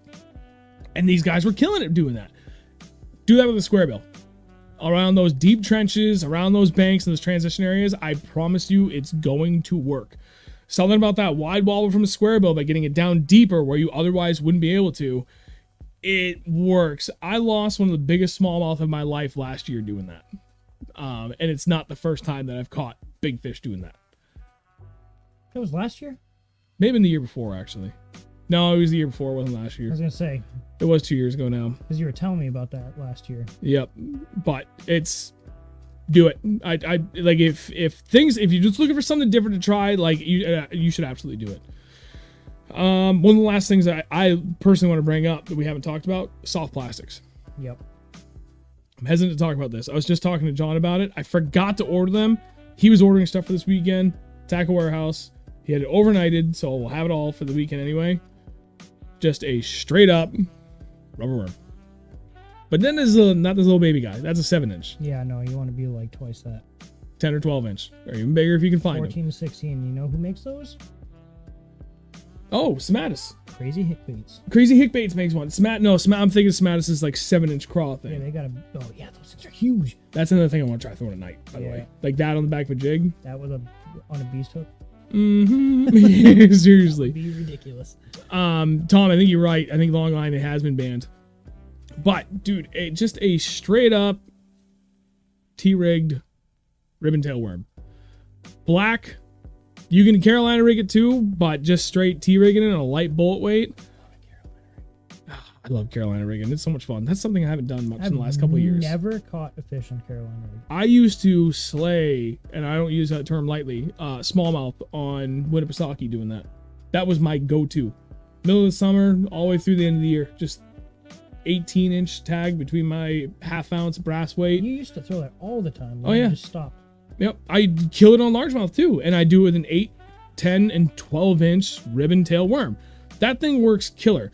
And that is one of the oldest ways that people have recommended catching giant bass at night. And I'm probably going to regret saying that. But you guys got to catch big fish, too. Throw whatever you're confident in. I always have a rubber worm tied on. Mm-hmm. And I've caught a lot of big fish doing it. Honestly, it's actually one of my favorite things to do in the middle of summer, too. Like working like deep grass, middle of summer for largemouth. Dude. In current, I bet it kills it. Oh. I've like never I've thrown it like once or twice, and I really want to do it. Well, so when we go back up to Champlain later this year, that's one of the things that kills it midsummer, like into the fall. That's how I got a couple guys won tournaments the last couple of years for smallmouth. You Carolina rig like something kind of heavy. We were talking about this recent trip, like 1 ounce weights even. Jesus. So, but with the current, it's enough that you can work it through all that deep vegetation, like pretty fast, but it keeps your T-rig bait on the back end of it where you want it to be. And you get hung up and you snap it out, and the weight will come up, and then just like it does that weird like whooshy thing behind it, and that's enough. Those smallmouth go crazy for it. Smallmouth, largemouth, but especially the smallmouth for some reason on Champlain. Like it's, yeah, Carolina rig is. We'll do that a lot this year. What, like 12, 15 pound line? I go back and forth on it. The only thing that I have a hard problem with that I need to find a solution to, and there's a big reason why I stopped. I tried my frog rod, so 65-pound braid. I tried it with 50-pound braid. I've tried it with 20-pound fluoro, 18-pound fluoro, and 15-pound fluoro. All like talking mainline stuff. And I've tried 4 different swivels. No matter what I do, my tag below the swivel will wrap up and around my weight, and I'll go to clack it and nothing. I know you don't have to clack it, but nonetheless, my tag length is wrapped around my weight and the beads and everything, and I have not found it's gonna clack enough. Yep. Man, for the smallmouth, I don't know why, but I do better like when I just kind of like drag and click and just flick my wrist a couple times, so you can get that brass weight to clack against the beads. Yeah. And it's killer. So that's the biggest reason why I stopped. But I will do anywhere from 15-pound up for my main line, braid or fluoro, doesn't really matter. And then a 10 or 12-pound weight, line weight for my tag. 18-ish inches has always been fine for me. That's nice because like anything about 12 inches or less, well, just less than 12 inches, I like can't get bit for some reason. So you've got a little bit of wiggle room that if you break off, you can tie on like 2 or 3 more times before you can retie that whole tag in. So I'm gonna do that this year. I gotta buy more weights. It's the only thing I don't have. I have tons of beads still. I went to a craft store and I bought the plastic beads, not glass. Glass clacks better, but if you chip it in any way, it'll cut through your line in a heartbeat. So I got the plastic ones. A little bit less clack, but works great. Yes, speed craw, killer on the back. Speed craw. That is a very good point, Mike. I like that. Try using a small 3-way swivel for. No, I haven't. Try pegging your sinker about 2 inches higher. That would be a good idea, Grat. That's something I should try. It's a good idea. Yep. Is there any other bait that you used to throw at night that you really haven't, for whatever reason, don't even need to go the reason, but something that has worked for you in the past that you just kind of stopped throwing for, again, whatever reason. Buzzbait. Oh, I still love the buzzbait. Actually, frog. Yeah, that's something that stopped because I would throw this one, this exact one. Yeah, either with the the tail, with the boot on it. Booyah and Whatever it is. I know the Teckle Sprinkler is the newer one that does really better. There's a third one that makes that version of it. I don't know. I used to throw this Spro. a lot, and then I started bouncing in between this and the rat, and I started catching bigger fish on the rat. But then I caught a big fish on this. Yep. And then I just gave it up and started throwing this because it was just fun. I stopped throwing a regular frog for the same reason. We started doing better around open water with like these bigger baits, especially the whopper plopper. But then, the Teckle Sprinkler frog, and now, again, that's the Yum version, came out, and I'm like, oh, well, now I can throw this and work fast, but I can tackle the bluey pads again. Holy God, does that work good still? Yeah. Like, this has to be in my rotation when I'm fishing at night, especially places that has like a ton of lily pads. If you're not throwing that, you're seriously effing up. Yeah. I mean, you can work the outside of this, like when the lily pads aren't super like thick. Yep. It does, like the bill is wide enough that it does work, and the hooks are going like this when you're swimming, so it does work its way through the lily pads a little bit, but you still get caught up a bunch. Yep. That's gonna be sweet. Dude, this thing, like, and there's a lot of ponds that we know of that we fish where you've got like a broad gap right between the bank and then the first line of lily pads, and that lily pads or any sort of vegetation is thick. Go by the tree. Yep. Off that point. Exactly. And like, you can't beat it because you get the best of both worlds. It's nice and loud and noisy like a whopper plopper, but as soon as you have the vegetation, just keep on cruising, man. And more often than not, I get slapped right when I pretty much on either inside or outside edge of the lily pads is generally where I have better luck. But yes, I cannot recommend that enough. Spook too. I kind of stopped using the spook as well. That one, that's got to be highest on my list for things I used to throw that I straight up don't even throw anymore. Right. I had it out because I wanted to give it the honorable mention as, again, something that like done in the past, but I don't know, it's too slow despite how big it is. I feel like that's a better daytime bait than it is at night. A morning. Especially at early morning. Oh God, yeah. When the light's just coming up, but it's still like wicked low on the horizon, like hasn't really crested over the hills yet. Something about a spook just kills it. I've caught that for like smallmouth. The spook has been damn near impossible to beat, except for maybe a popper. But that spook for early morning smallmouth is killer. I don't have it with me, but I have that mega bass popper. I almost took that out. It's I bought that one for you, didn't I? Underneath the loose box. That case right there. Yep. You did. I bought you and Travis and me. I think it's top right. Top left? Mm-hmm. Oh yeah, look at that. Crazy crawlers work great. I don't know that I know what the crazy crawler is. I haven't even really thrown it that much, but I'm definitely gonna do it this year. I threw it a couple of times when the conditions looked optimal for throwing it for smallmouth. Yep, that's exactly what I threw it for too. There was we went to one of the Lakes Region lakes with me, Will, and John, and they were busting topwater occasionally. I threw that. I'm pretty sure I had one bust close to it, but that was it. The like Yuki? I forget. It's mint. There's like two through holes through the cup of the mouth. Like every other popper, it's just like that concave pocket in the front face, right? 4 holes. But this has got a series of holes in the front. When you pop it, it's like it blows water out. It goes through the nose, through the side of the mouth, through the gills. It goes freaking everywhere. I don't know if you probably can't see it, but I love that color because it's bone white, but it's got like this purplish sheen to it. Right. When the light hits it just right. I don't know if you guys will be able to see it. That's a really cool bait. Yeah. Probably not. That camera's so crappy. Kind of expensive for the size. I think it was Well, like it's Megabass, right? $25. Yeah. $20. Ain't nothing cheap about anything Megabass. No, it really isn't. But poppers usually are also like that. Yeah. One is gonna be sweet. I've tried throwing that a ton. That's one of those that I need, like, they're so light. The only casting rods I have set up for that stuff are a little too heavy for that lighter stuff, but like I've got a couple of good spinning rods that I should just be throwing those on. Because you don't need a casting rod. And you don't need that. You really don't need to get that sploosh out of it either. You just little DJ stop.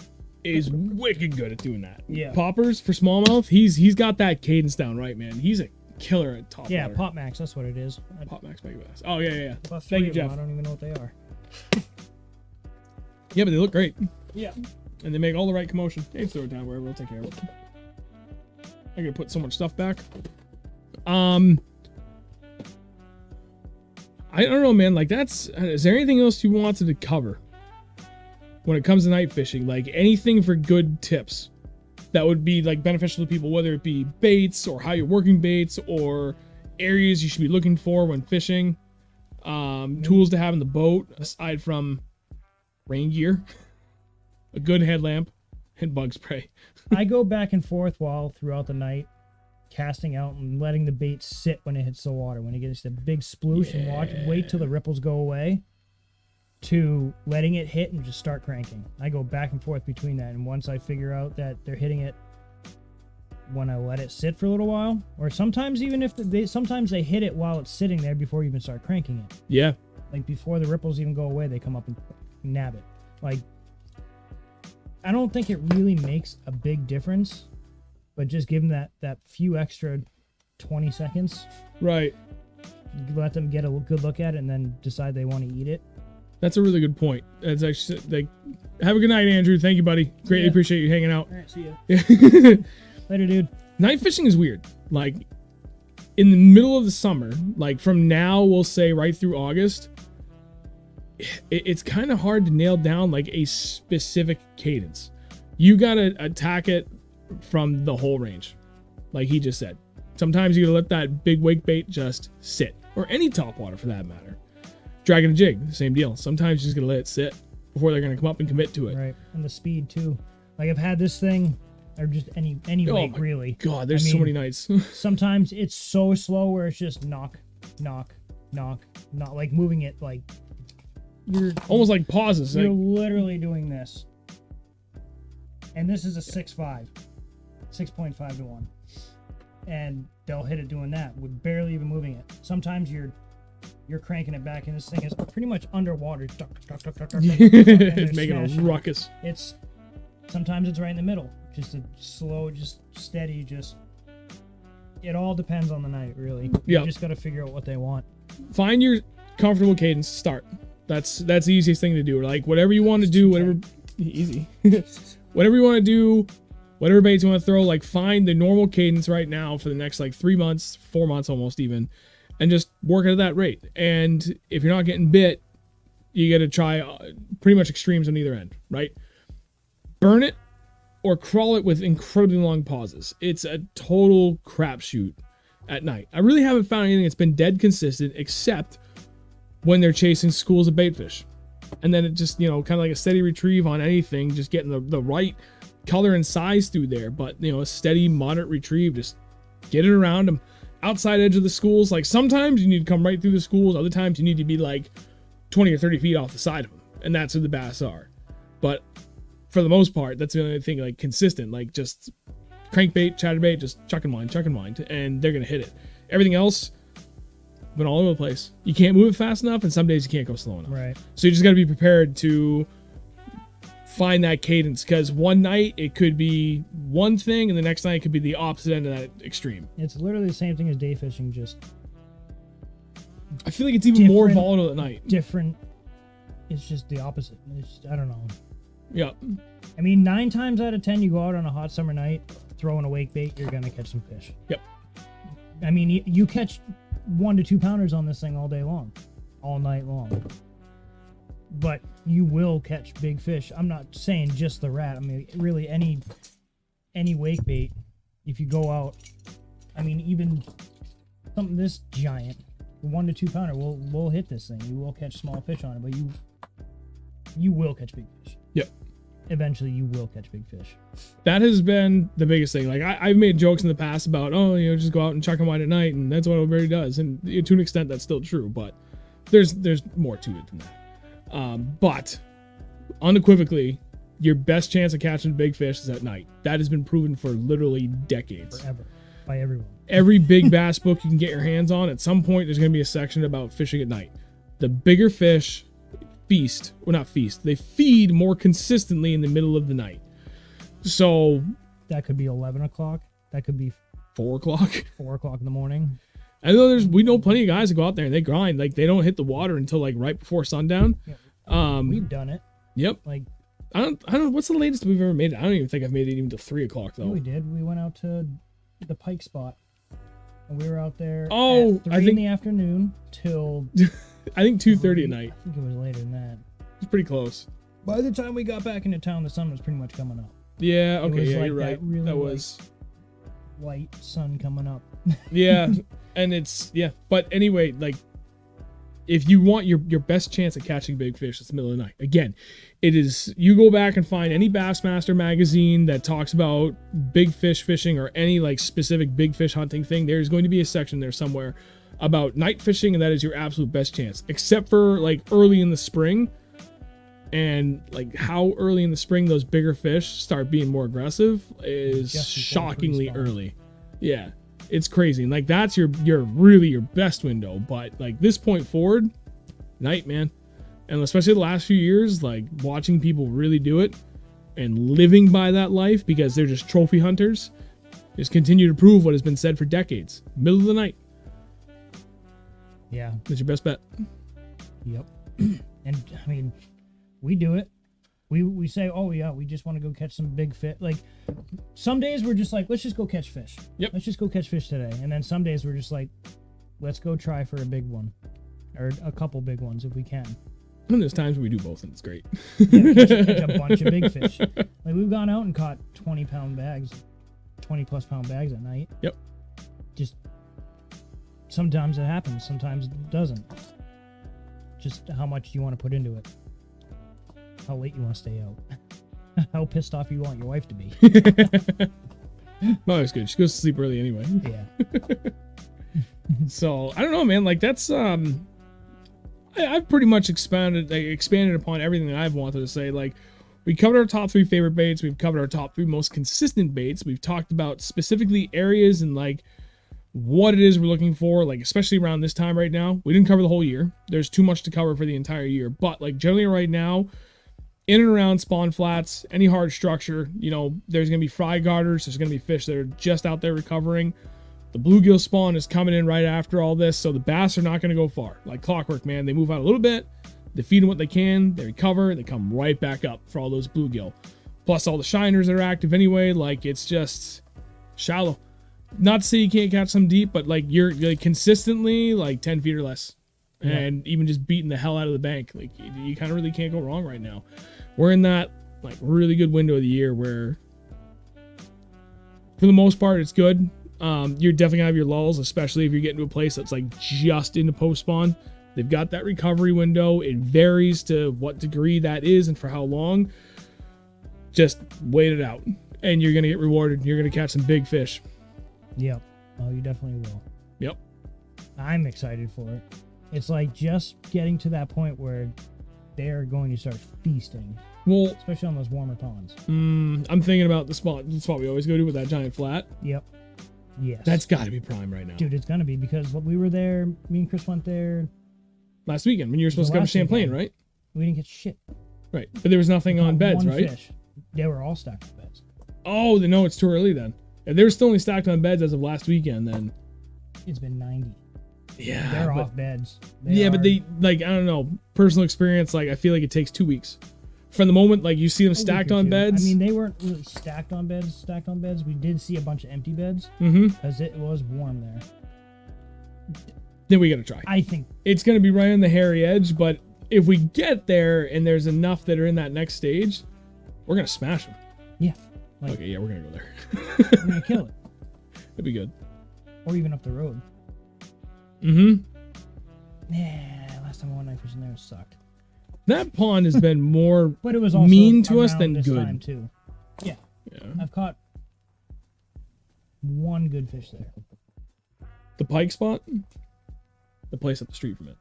That shallow place with the terrible launch. Yeah, with danger every 10 feet. We went too early last time. I think we were there too early this time too. It's gotta be close. It's so shallow. They were on beds right down the road. Yeah, but it's gonna be close. Maybe we'll wait for that one for next weekend. Couple weeks. 2-3 weeks from now. Yeah. It's gonna be on fire. Oh, I can't wait. That place is gonna be fun. Sorry. You're not allowed to know. All right, I think that's a pretty good stopping point. It's 9:45. Chat's kind of died off. People that are still watching though, greatly appreciate the support, guys. Can't tell you how much. Like, it's been crazy. Like the last couple weeks has been pretty slow for things. But nonetheless, like just the base support has been awesome. You people have been amazing. So we're gonna keep this going. If you guys have any ideas, like suggestions for topics, would love to hear it. Next week's show is already lined up. We're gonna have another special guest. We've been having a little bit. We're gonna be talking about the diversity of fisheries in New England. Is he coming here? Mm-hmm. Sick. Oh yeah, it's gonna be great. He's gonna be sitting right about here. He's a giant dude.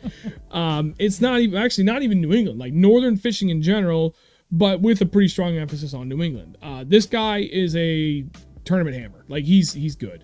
Yeah, he knows his shit. Yeah, and he's been all over the place. He's fished a lot of the FLW Opens, the Bass Opens. He's fishing the Bass Opens now. We were actually supposed to have him recently, but the weekend before the James River Bass Nation Northern Open, he was fishing in that. So he ended up leaving the night we had that stream. I think that was 2 weeks ago now. Mm-hmm. 2 or 3. Was that 3 weeks ago? Might have been 3 weeks ago. I couldn't remember if it was... No, he was supposed to be here the week before I did Champlain, so it would have been 2 weeks ago. 2 weeks ago. So, but he's going to come on next week, and it's going to be good. Otherwise, like, I would love to hear more suggestions. I've got, like, a bunch of little topic ideas that there's no way we can stretch into a whole show, but, like, maybe a culmination of several small topics would be good. Otherwise... Maybe we could do a live stream on the boat. That would be mint. I would love to do that. I'm not sure how many people would be out to, like, watch us, though. That's always my concern. I guess, well, I was like, who cares? As long as there's somebody willing to watch, then we'll do it. Yeah. We're gonna pick a spot. I mean, we've done live streams on the boat before. I've done live streams on my boat. I used to do it all the time on Facebook or on Instagram just to throw it up there. Yep. If someone wants to watch me fish, cool. If not, then whatever. Should just do that at random. Whenever we start getting into like a good pattern, something we can explain and really show off. We could go to the flat and throw chatterbaits and catch 100 fish. Got May of Saturday or Sunday for this weekend. Thanks, Sports Central. Greatly appreciate it, Carl. My buddy Travis Rocket. Hold that thought. I gotta look because I can never remember the exact friggin' name of what his fishing guide business is. Fishing Guides? Is that what it is? I forget what it is. It's either New Hampshire Fishing Guides or like New Hampshire Bass Fishing Guides or something like that. Travis, why can't you? Well, I know there's Fish Nerds. He's good, but he might already be swamped. New Hampshire Bass Fishing. You should just look up his Facebook. You should say right on. I don't think he actually has it on his Facebook, does he? Let's find out. Well, if you can reach out to my buddy Travis Rocket on, right, do you have Facebook? That would be like more important thing to know. No, he doesn't have it listed. Damn it, Travis, you're useless. Oh, New Hampshire NH Bass Guides. That's what it is. He's on Facebook. NH Bass Guides. It's him and his dad. His dad's Jim. The son is Travis. He's my buddy. They're actually both my friends. They're both amazing people. I owe the entire foundation of what do I know, fishing for smallmouth and the lakes region in general, to these two guys. Wicked nice guys. Give the shirt off their back for you. They taught me, again, the basics of what I know about fishing for up there. I was lost until they took me under their wing and kind of gave me, just the rundown. Like, okay, this is like how it fishes different from your southern kettle ponds. And that was huge, hugely helpful. They're both full-time licensed guides in the state, so there's a good chance that one of them might have time. Give them a shout. I know with the holiday weekend, they're probably already booked up. They're usually already booked up like for the entire season, like at the beginning of the season. Still worth a shot. And then hopefully in August, I'll be able to join that list. That'd be great. But we'll see how that goes. We got a lot of prep work between me and now and the next time I get to take my guide license. But I'm feeling a lot better because there's like pretty much nothing left to learn at this point, unless they change the test again. So we'll see. But that's gonna wrap it up. I think it's good enough. We're gonna call it quits here. I'm gonna kill the stream. Signing off as usual, buddy. What do we want to do next week? Next week. I mean, we have Sharon. Yeah, but then the week after, I want suggestions. I want to start hearing more from the community. Let us know what you guys want to know. And we'll do our best to answer all your questions. But as always, we will see you next week. Same time, same place. See you later.